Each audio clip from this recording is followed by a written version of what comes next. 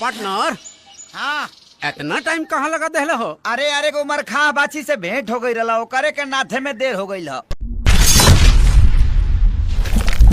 अरे पार्टनर ऐसा काहे मुंह लटकौले बड़ा हो है? अरे तोरा खातिर नौकरी छूटल कौन बड़का बात बा? प्रधानमंत्री अरे उनकर बस चले ना तब बैल के जगह में तोरे के नाद दी है। नादी है बाबू जोत के हंगाइयो दी है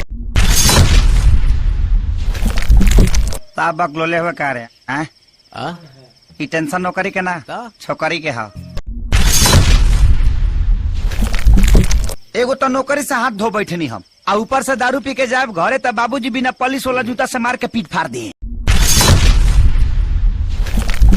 हम कह रहे थे एक बार देखने में कहा जाता है जी।